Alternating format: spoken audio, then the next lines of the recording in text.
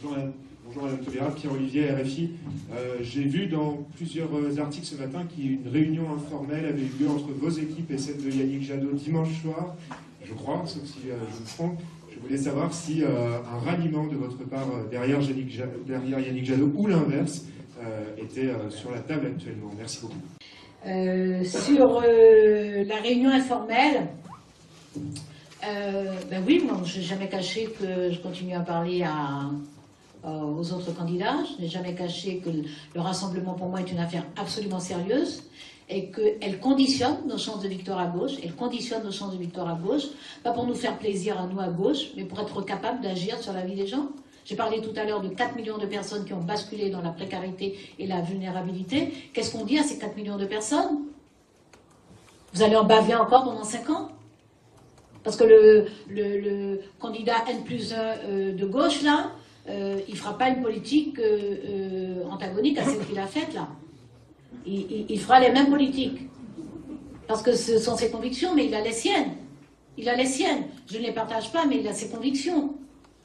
Le président du quoi qu'il en coûte lorsqu'il s'agit de lutter contre la pauvreté, du pognon de dingue quand il s'agit de lutter contre la pauvreté et du quoi qu'il en coûte lorsqu'il s'agit d'injecter massivement de l'argent dont la conséquence la plus visible c'est l'explosion des dividendes, je ne vois pas pourquoi il changerait de politique les 5 prochaines années. Donc, moi, je ne sais pas comment, avec quelle minuscule minorée s'écrit cette gauche-là, mais nous, dans notre gauche majuscule, nous veillons à améliorer la situation économique, salariale des personnes, des millions de Françaises et de Français. Nous veillons à améliorer leur cadre de vie. Nous veillons à ramener les services publics dans tous les territoires. Nous veillons à faire en sorte que l'éducation accomplisse bien la promesse républicaine. Qu'elle l'accomplisse bien, c'est-à-dire que ce qu'elle a promis à tous les enfants de ce pays, partout, quelles que soient leurs conditions de naissance, que ce qu'elle leur promet soit tenu. Et c'est l'État qui doit tenir cette promesse-là, avec l'école publique et avec des rapports clarifiés avec l'enseignement privé. Donc, voilà, non, c'est vraiment la vie des gens qui est en cause là. C'est les conditions de vie des gens.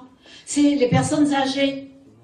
Les scandales, le dernier scandale des EHPAD nous rappelle la maltraitance qui est assez générale auprès des personnes âgées, active ou passive. Passive parce que le taux d'encadrement par les personnels est insuffisant, qu'il faudra des recrutements, qu'il faudra des revalorisations salariales. Donc il faut en sorte, on est actuellement à 65 personnes d'encadrement pour 100 personnes. Il faudra monter à 70 ou 75 au moins pour encadrer. Donc il faut des recrutements dans ce domaine. Il faut arrêter de lâcher les secteurs, les activités de bien-être, les activités du soin, les activités d'accompagnement, les activités de protection et de solidarité. Il faut cesser de les lâcher au secteur lucratif.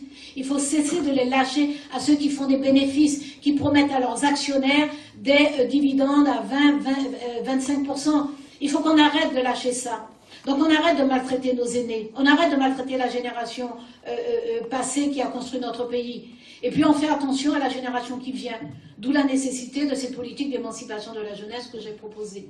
Donc ça, ce sont des politiques de gauche, ça, ce sont des engagements de gauche, et ça va donner des résultats en matière de cohésion sociale, ça va donner des résultats en matière d'égalité.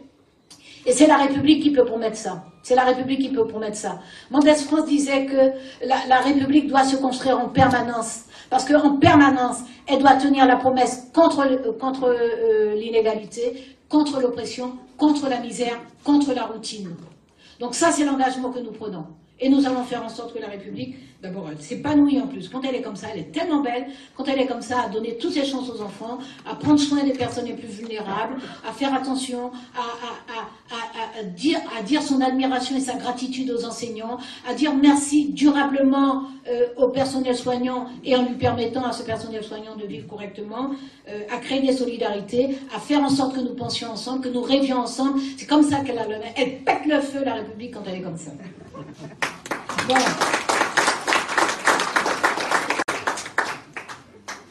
Alors, j'avais commencé à vous dire qu'il y avait, oui, effectivement, qu'il y avait des rencontres. Ben oui, il y a des rencontres, mais moi je n'ai jamais caché. J'ai dit publiquement, le soir du résultat de la primaire populaire, j'ai dit publiquement que j'allais prendre contact avec les autres candidats. Donc j'ai souhaité le soir même la bienvenue à Charlotte Marchandise et à Pierre Larouturou, qui immédiatement ont dit qu'ils allaient, voilà, comme moi, ils avaient pris l'engagement de respecter le résultat, donc qu'ils venaient renforcer mes équipes. Et qu'on allait donc faire campagne ensemble, ce qui a commencé depuis dès le lendemain, pratiquement.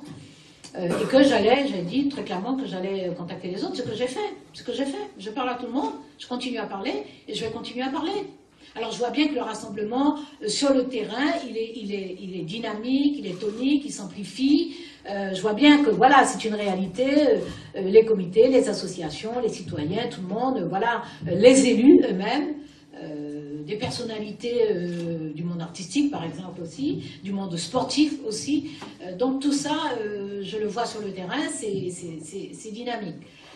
Et puis il y a évidemment les partis politiques et les candidats. Mais moi, je vais continuer à parler à toutes celles et tous ceux qui veulent qu'on continue à parler. Et moi, je leur dis très clairement que le rassemblement à gauche est désiré toujours très fortement par les militantes, les militants, les sympathisantes et sympathisants, y compris de leur parti politique. Ce rassemblement à gauche, il est très désiré parce que les uns et les autres ont compris, les unes et les autres ont compris que c'est la condition de notre chance déjà d'accéder au deuxième tour et ensuite de l'emporter. Et que nous devons cela aux personnes qui en ont besoin. Nous le devons aux personnes qui en ont besoin. Donc, il se trouve que oui, ma présence rend possible le fait de se parler. Je crée et je vais continuer à créer les conditions pour qu'on puisse se parler. Je ne réponds pas aux invectives, aux allusions, voilà, je ne réponds pas. Je ne répondrai pas davantage. Je n'aurai pas de comportement irrespectueux envers personne. Voilà, donc je continuerai à créer les conditions pour que nous puissions nous parler, que nous fassions des efforts de part et d'autre.